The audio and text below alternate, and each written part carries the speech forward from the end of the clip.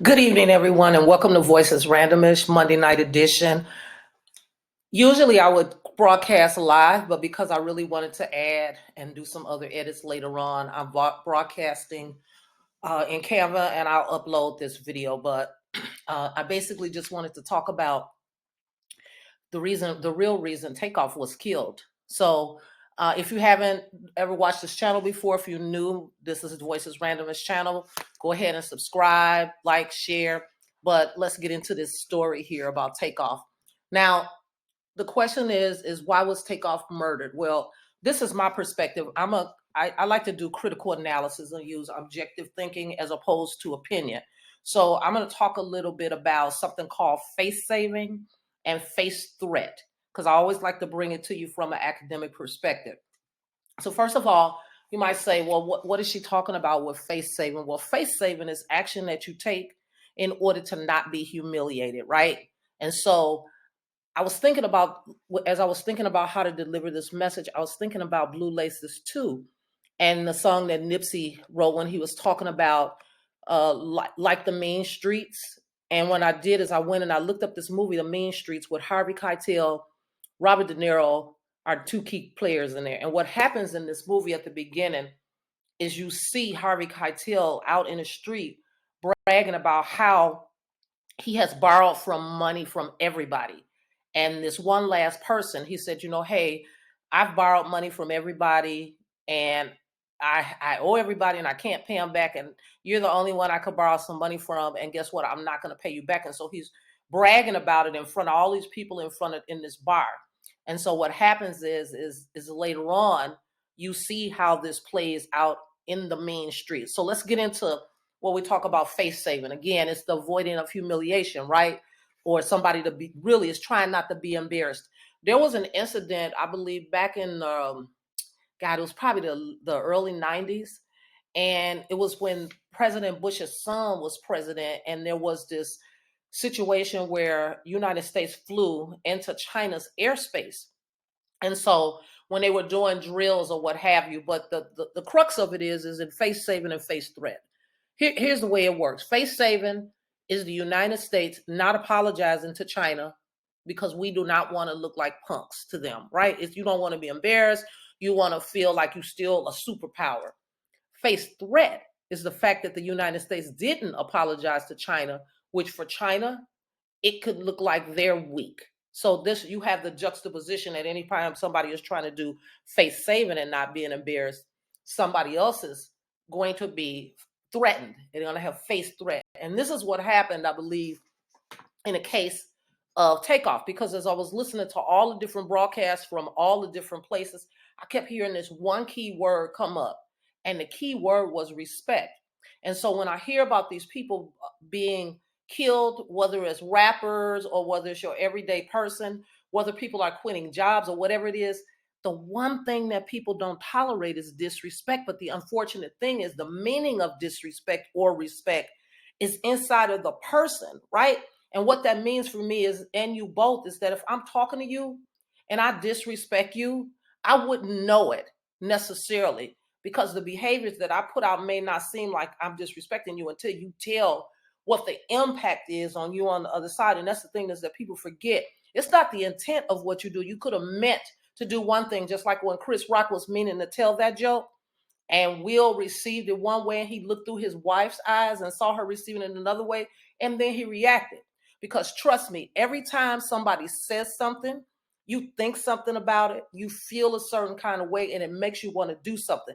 And in this case, whatever was said in an altercation resulted in a person's death, because when people get frustrated and don't necessarily know how to articulate themselves, as opposed to being embarrassed, they would rather take somebody out. They would rather take somebody out than to remain silent or to admit, I don't really understand what you were talking about. There's a communication breakdown. In other words, there's a failure to understand what it is, because we're always communicating. Everything that you do is communication. You can't take it back no matter how many times the judge says, Your Honor, strike the witness's last statement. We still heard it. So that's the case when you're in a situation with someone, whatever the circumstances are, it's going to dictate the substance of what you're going to do. And your past and present will impact your future. So the reason why I'm saying that is because particularly in our community, I believe that African American people, as a matter of fact, I know we're clan culture. And clan cultures don't like to be shamed. And shame is that situation where you encounter something and then you don't want to be embarrassed because it will impact your reputation, not necessarily your name, but your reputation in the streets. And we know how everybody is about their reputation. Go back to that movie, Mean Streets, and you'll see what I'm talking about when it's about how people see you in the street and you don't want to be shamed by people. So what happens is that we are clan culture. African Americans, Black people, Asian people, Hispanic people, or Latin people, we're clan culture people. And what that means is that usually we subscribe to connecting with our culture in familiar ways and groups and things like that. But what happens is when you assimilate into a individualistic culture, which is European culture, which is about myself, about me, it's not really about the name at that point. It's about me, and it's about me trying to save my reputation. And so what happens is now, as you assimilate and adjust into that culture, as opposed to worrying about what will people think if you kill somebody and it damages your family name, people are really just worried about me, and I can't look bad, and I won't be disrespected, and I need to not be embarrassed. And so what happens is, as opposed to sitting down and having a conversation, which I'm going to get to in a minute, about how we can stop some of this, to have that conversation, people just really go off. And what happens is now, since everybody's carrying, concealed or otherwise, instead of where you normally would sit down and have a conversation with somebody, people quick to grab a gun. And it's possibly because there's the 2 years of being locked up and frustrated and all that. And I always think about 911 calls, where people used to call. If you ever want to look at some funny stuff, go watch the Jay Leno 911 tapes, and you will see people calling 911 for stupid things, like their burger wasn't made right? Or like the floor isn't mopped right in a restaurant, or something on TV they don't like. But so as opposed to really doing some critical thinking, analyzing what's going on and looking at all the options, people are lazy. They really just pick up the phone, or they pick up a weapon these days. They're picking up the phone, calling 911 on people for bull crap, or they're picking up a gun and blowing somebody's brains out, which is the two things that we see, right? So let me summarize this for you from what I know from being a communication scholar. I'm celebrating 50 years of working, y'all. I've worked since I was 14 years old, legally with a work permit, but before that I was doing all kind of hustles. So let me just tell you, I know a lot of stuff, and I read a lot. So I went back and I looked at all the articles. I read and I looked. There's a lady, her name is Maya Hu Chan, and she talks about face saving and in corporate settings, how you create the psychological safety. And what I'm talking about for people is to be able to have psychologically safe spaces where you have a conversation with a friend or a relative and not worry about getting your brains blown out, literally, which is what happens takeoff. All right, so here we go. The first thing is that when you're having a conversation with somebody, it's got to be a conversation. And what that means is that it's called turn taking. And what I've noticed, especially in my community, I can't speak for other people, and also when I've been noticing reality TV, people don't have conversations. They yell at each other and scream at each other. So no one really hears and no one is really listening at all. Because a conversation means that you stop and listen to what the person is saying. You process that. And if you were dealing with a customer or somebody, if you were on a phone and you didn't really understand whether it's calling into a 911 dispatcher or a cable company or a utility company, right? When you call in and that person asks you some questions, if they don't really understand what it is, they stop for a minute and they ask you to clarify by paraphrasing what they thought you said or restating exactly what you said so that you could interpret and confirm that what was meant was said. So this whole notion of disrespect and respect, if we can't even have conversations with people to kind of define it in situ, and what I mean by that, when the situation happens or in context, we're never going to get to the place where we can have people not shooting people and killing people and calling 911 and going all off, because you got to be able to have a conversation. And a conversation is where one person is talking, the other person is listening and processing and paying attention to not only the words that are coming out somebody's mouth, but the body language, because that's 93% of the communication. If I'm not looking at you and I'm talking to you in any old kind of way, you could interpret all kind of things as disrespect for the fact that I didn't look at you. But did we set that as a boundary up front in our relationship that this is how we're going to interact with each other? And that's what's going on, is that there is no type of standardized decorum of how people relate to each other. You're just coming out of the house free for all now. So what I'd like to do is I want to offer a few things that I think might help to save some lives, okay? I do have a master's in communication. I have taught at a university. I kind of do know what I'm talking about. I'm the second oldest of 9 kids, and I'm a mediator, which means that I go in and I help people resolve conflict. So remember that face saving is the person who's receiving whatever information is coming at them. They are trying to maintain their respect and not be embarrassed. They do not want to lose face, okay? They do not want to be disrespected or lose the respect of the person they're interacting with, their community. It could be lots of things that they're looking at, but ultimately the person is trying to avoid humiliation. Now, there's all these idioms, and what an idiom is a figure of speech that is a word or a phrase that has a figurative meaning, right? It's not easily, you can't really tell what it means from the definition.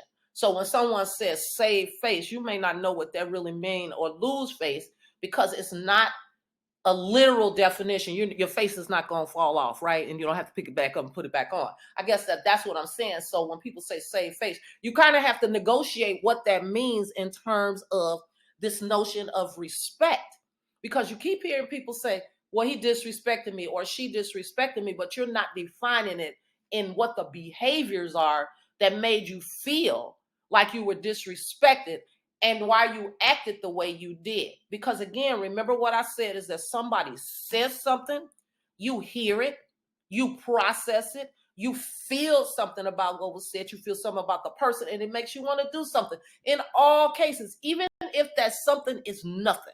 So people have to remember that. So, what are the motives for the conversation? First of all, right? When you show up to have a conversation, when you have that conversation, what is the motive for the conversation? Think about that first. Did you come to make the person laugh, cry, ridicule, prop them up, tear them down? What did you come to do? So that's the first piece. The other piece is that your definition of what it means to be respect, y'all gonna have to work that out on an individual person. Each person is going to be different. It moves from person to person. So here's what some things that you can do that might save your life. First of all, everybody has a story, and you have to give people a chance to tell their story, no matter how boring you think it is.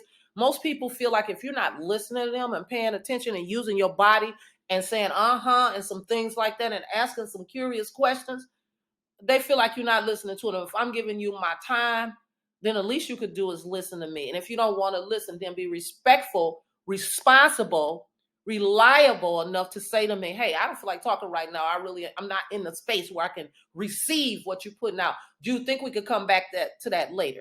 That's one thing. So allow people to get their story out. And if you can't, then move around and make way for that to happen at a later time.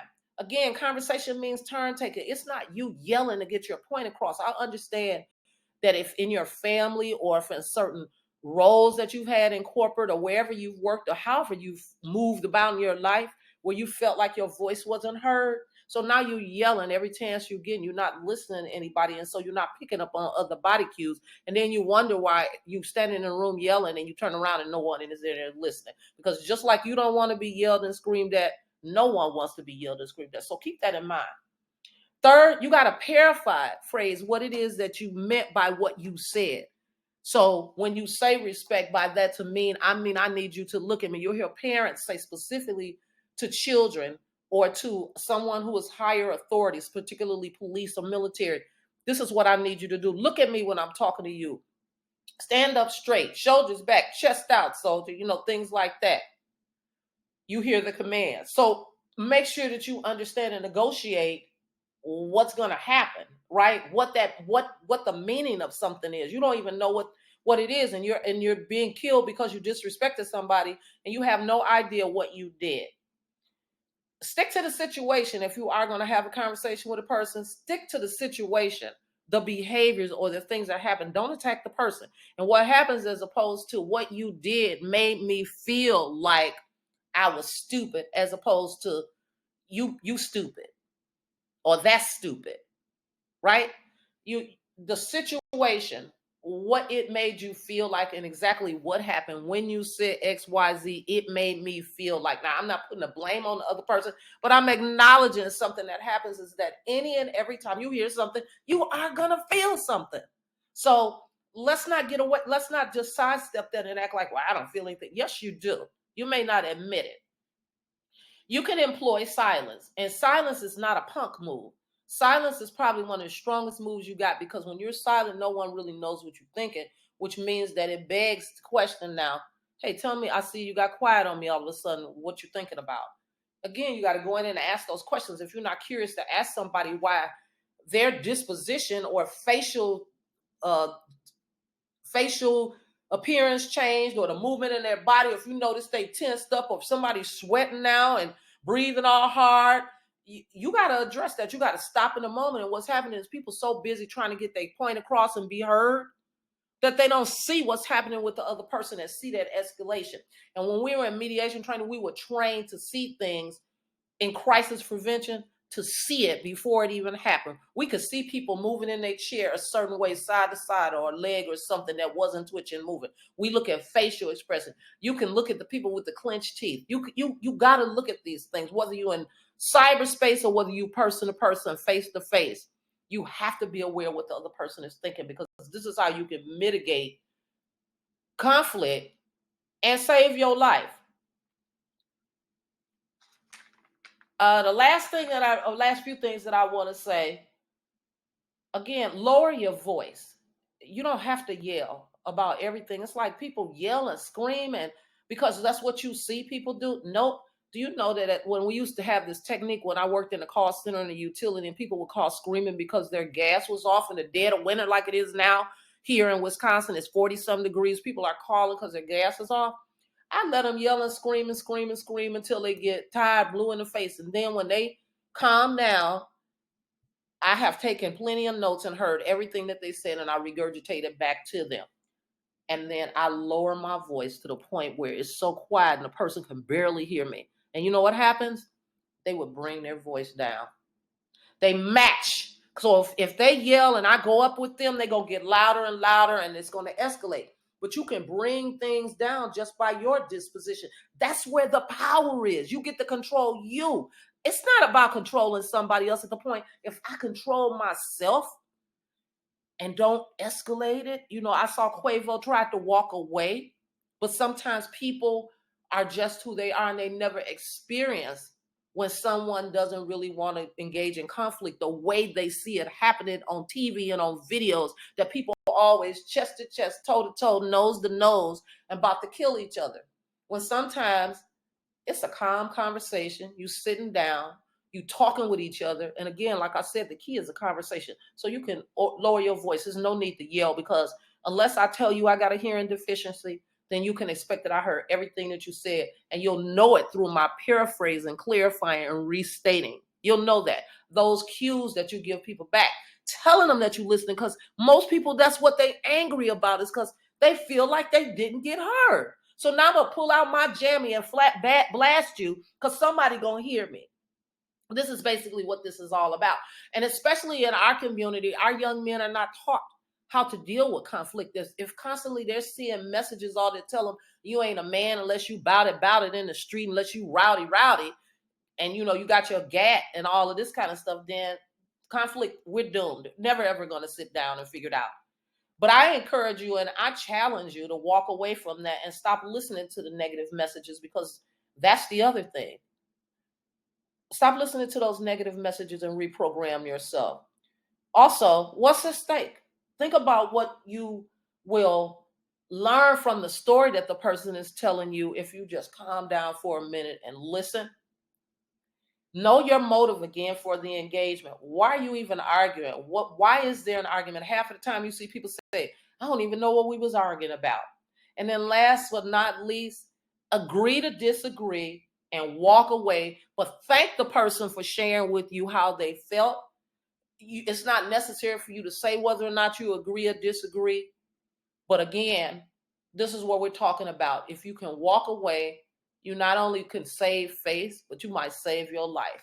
So I just wanted to share this with you, is that don't worry about what's happening in the street. But that's the reason why Takeoff was killed, was for this face saving by the other person that was trying not to thinking that people was gonna look at him as a punk because Quavo walked away. So it's like in the streets, you can't just walk away from me when I'm talking to you. And so you kill somebody over that, or you start just shooting. So anyway, I hope this video wasn't too long, but I just really felt like I needed to make this video and send it out to everybody before I start my travels again.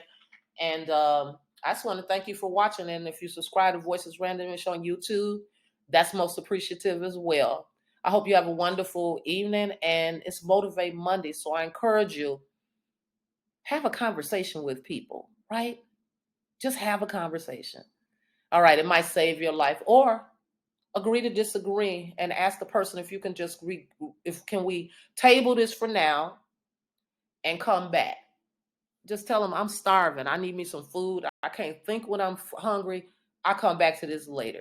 And on that note, my dinner is calling me. I made some soup, so I'm gonna go in and eat that. And I hope that you'll tune in for the next Motivate Monday. Take care. Stay safe out there. And also, as always, I want to know, what's your frequency. Don't forget to subscribe to the channel, like the broadcast. Talk to you later. Bye.